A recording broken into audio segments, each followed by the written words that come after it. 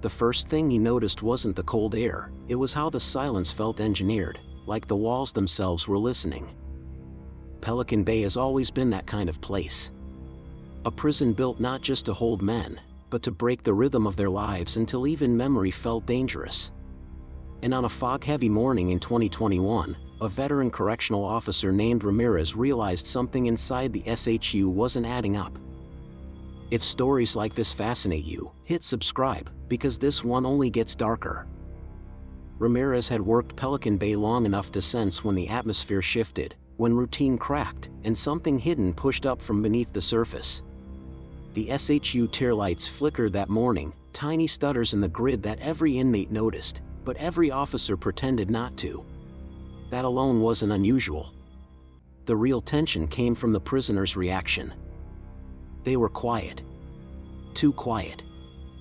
Men who usually shouted through vents or tapped coded messages along the concrete now stood still behind their perforated steel doors. No talking. No movement.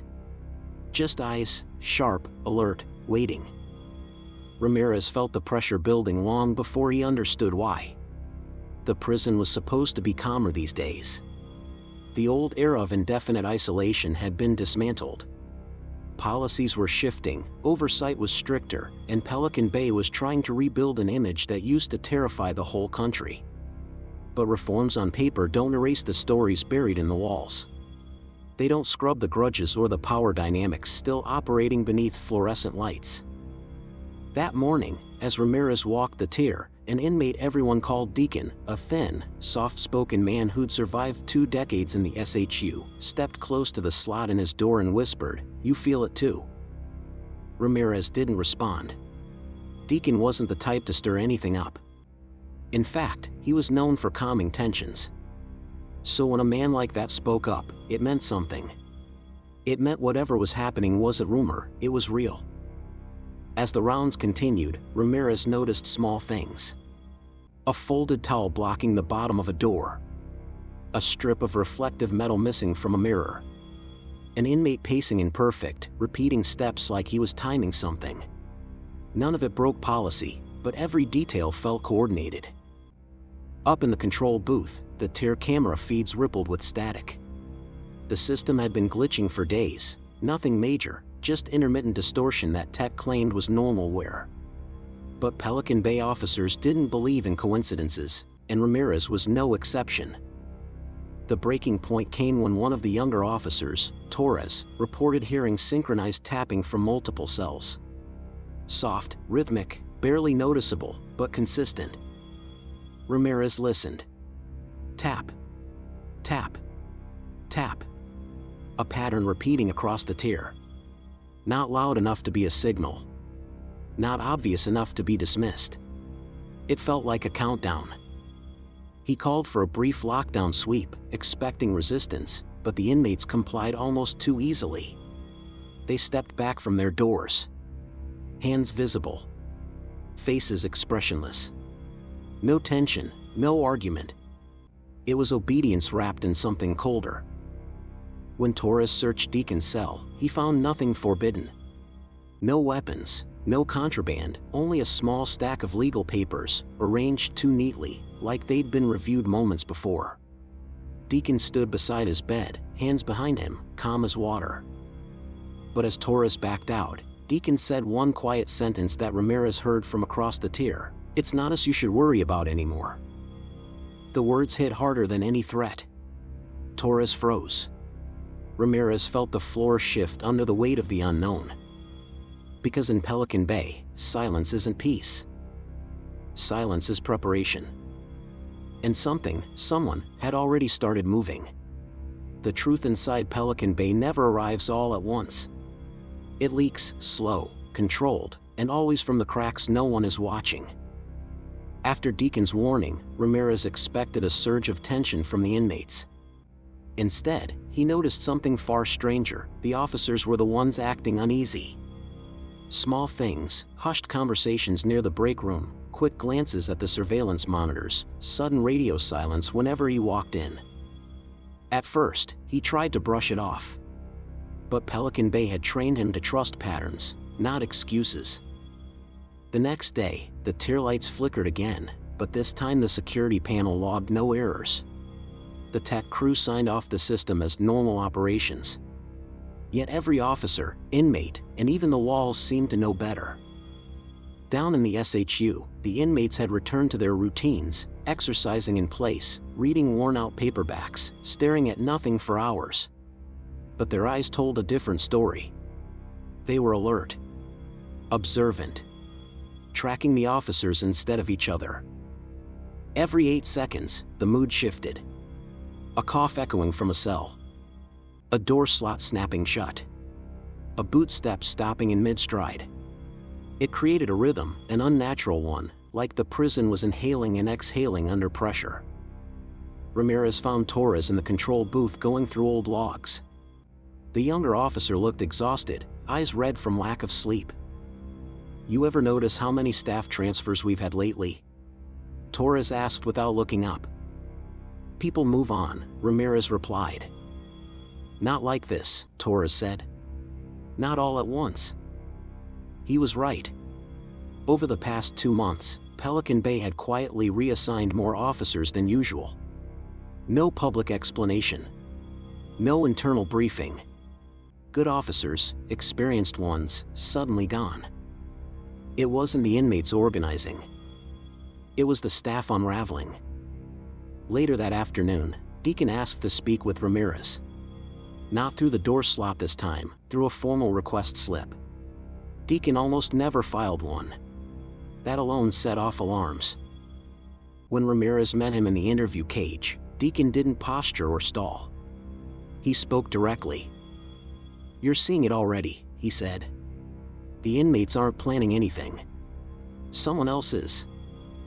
Ramirez felt a prickle on the back of his neck. "Who?" Deacon didn't hesitate. "The ones who don't wear numbers." He meant the staff. In a place like Pelican Bay, reforms didn't erase old loyalties, they exposed them. The prison was trying to shift away from isolation and control, but not everyone wanted that. Some officers had built careers, reputations, and identities around running the SHU the old way. And when change threatened that power, people didn't fight in the open, they fought in the shadows. Deacon explained that for weeks, certain officers had been behaving differently. Longer rounds. Unusual cell checks. Conversations that stopped instantly when inmates approached. It wasn't aggression, it was preparation. But preparation for what? "You think there's a plan?" Ramirez asked. Deacon nodded once. "Not from the inmates. From the ones who fear losing control." Ramirez didn't want to believe it. Pelican Bay had a long, painful history, but the reforms were working. Violence was down. Isolation had limits. The SHU wasn't the same monster it used to be. Yet the silence in the tier, the camera glitches, the staff transfers, it all fit together in a way he hadn't dared acknowledge. Before Ramirez could respond, an alarm blared through the corridor, a short, sharp tone, not the full emergency signal. A test pattern, the control room called it. But every inmate flinched. Every officer paused. It wasn't a test. It was a warning. And when Ramirez stepped back into the hallway, Torres approached him with a sheet of printed logs, eyes wide, breath unsteady. "Look at this," Torres whispered. The log showed something impossible. 6 cameras in the SHU had been manually disabled from inside the staff network. No reported malfunction. No repair request. No authorization. Someone had cut the prison's eyes. From the inside. Night in Pelican Bay always comes early, smothered by fog thick enough to blur the fences and swallow sound. But on the night the cameras went dark, the silence felt different. It wasn't natural. It was engineered. Ramirez and Torres stood in the SHU control booth staring at the blank camera feeds, 6 black screens where there should have been glowing blue grids. Not offline. Not broken. Disabled. And every officer knew there were only a handful of people in the entire prison with access to that level of control. The truth didn't hit all at once. It settled slowly, like dust after a collapse. Someone inside the staff ranks wanted the SHU blind. Torres paced, shoulders tight. If they're planning something, anything, it's happening tonight. But Ramirez wasn't convinced it was a riot, a hit, or a coordinated inmate attack. The inmates weren't restless. They were tense, but not predatory. No shouting through vents. No threats. No tapping code. Just a strange, paranoid stillness. Whatever danger was coming wasn't aimed at the inmates. It was about the reforms. The SHU had been the heart of Pelican Bay's power structure for decades. Men had spent years inside those windowless cells, some far longer than the system should have allowed. Oversight committees, psychologists, and federal litigation had pushed change through the cracks. The old guard resisted it quietly, but this was something else entirely. When Ramirez stepped onto the tier, Deacon was already standing at his door, waiting. "They're going to stage it," Deacon said softly. "Stage what?" "A failure. Something that makes the reform look dangerous. Something the public won't question." Ramirez felt the floor shift under him.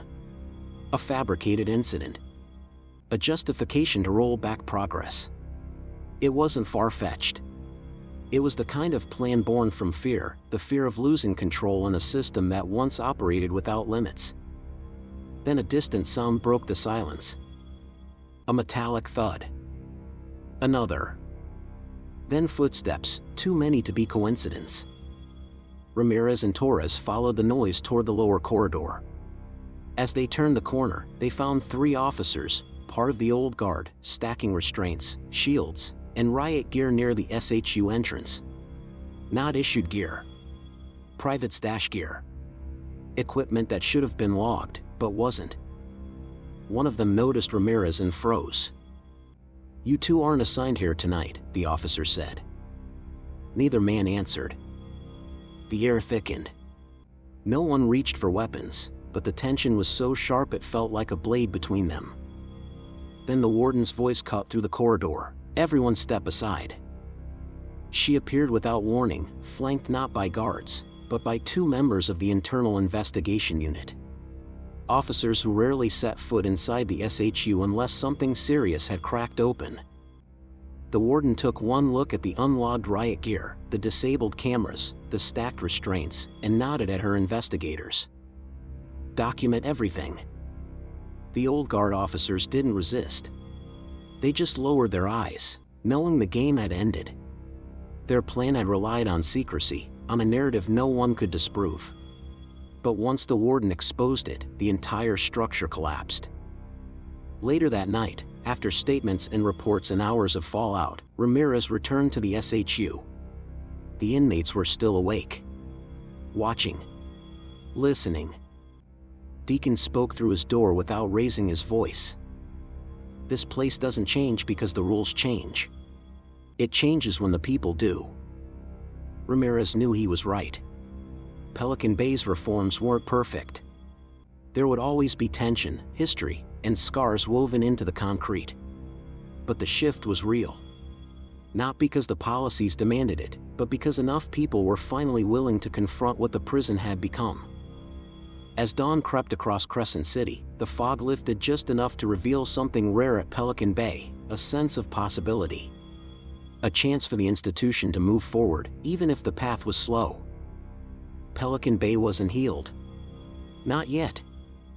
But for the first time in decades, it wasn't sliding backward. And sometimes, in a place built on shadows, that's enough to call it progress. If you think this story was intense, the next one will leave you speechless. Subscribe for more true crime stories that'll keep you on the edge of your seat.